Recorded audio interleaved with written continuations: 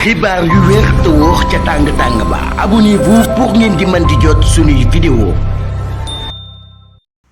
daleen ak jàmm seen bi di Buzz 221 HD. waa mouvement politique bi di mouvement gëm sa bopp lay jàmbaar ginnaaw ba waa brigade des affaires générales bi nga xam ne dafa daal di nekk dikk tegee loxo ci di Simon Pierre Faye di rédacteur en chef ci rajo bii di Zik FM waaye tamit daal di nekk directeur général ci télévision bii di Sen TV te lu sabab ñu daal di teg loxo kookee moo ngi bàyyeekoo ci xibaar bi nga xam ne waa Sen TV ak waa Zik FM dañ koo daal di fësal te xibaar boobee ñu ko njëkk a fësal du ñenn ñu dut waa Confidentiel Afrique di akub journal bu basé wu ca réewu France. si li ni mel waa mouvement politique bii di gëm sa bopp lay jàmbaar daal dinañuy xamal sénégalais yi que ne lenn rek moom moo tax a jug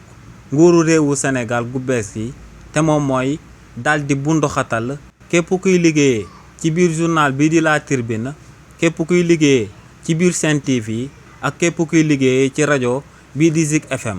ne lu sabab nag gouvernement bi bees bi di amal li ni mel moom mooy que ne dañoo daal di bëgg a bunduxatal ki nga xam ne moom ñetti maison de presse yooyee te kooku du kenn ku dut Bougane Gueye Dany di aku personnalité politique bi nga xam ne dafa daal di sonal régime bu bees bi di leen yekk ay dëgg yi nga xam ne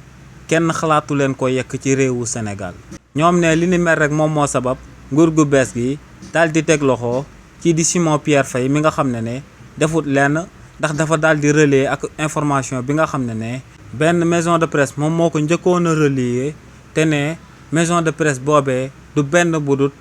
Confidentiel Afrique di akub média français. xibaar yu wér te wóor ca tàng-tàng ba abonnez-vous pour ngeen di mën di jot suñuy vidéo.